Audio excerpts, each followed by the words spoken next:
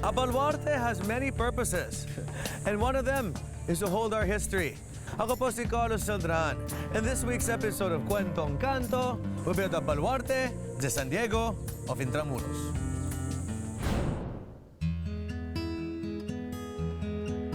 In Intramuros, there are a total of 5 baluartes. The most popular of these is the Baluarte de San Diego. This baluarte is located at the end of Santa Lucia Street. In 1586, the Baluarte de San Diego was designed and built by Antonio Sedeno, a Jesuit priest. It is one of the oldest stone fortifications in the city of Intramuros. Its circular foundation is today considered as the oldest structure in Intramuros.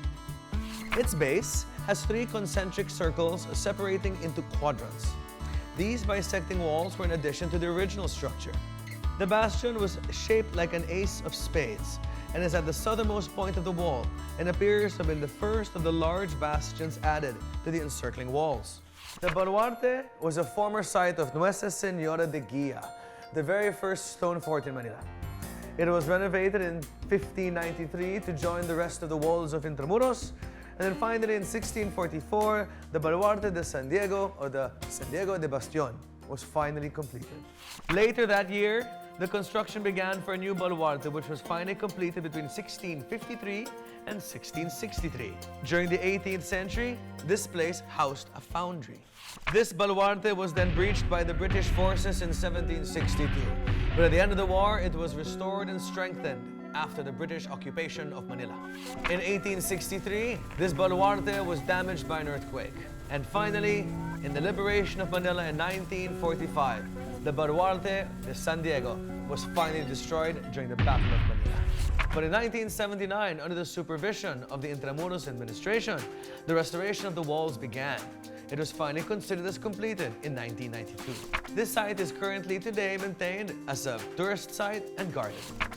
Another baluarte is the Baluarte de Santa Barbara. It was built in 1593. This is a stone bastion that also forms a part of the Santiago Fort in Manila.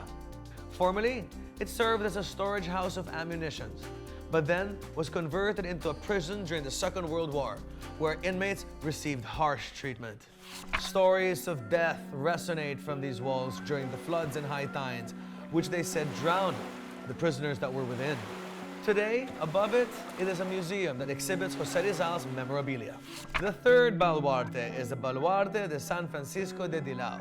It was built in 1592 and was used to deter threats and invasions by other countries, especially the Chinese, who were living near the walled city. It was named Dilao because it faced the district of Dilao, a Japanese enclave that also, they said, had yellow flowers that were growing in the district. The whole area was destroyed in February of 1945 during World War II. And what you see today are only the remains of the old structure. And finally, the last baluarte of Intramuros is the Baluarte de San Andres.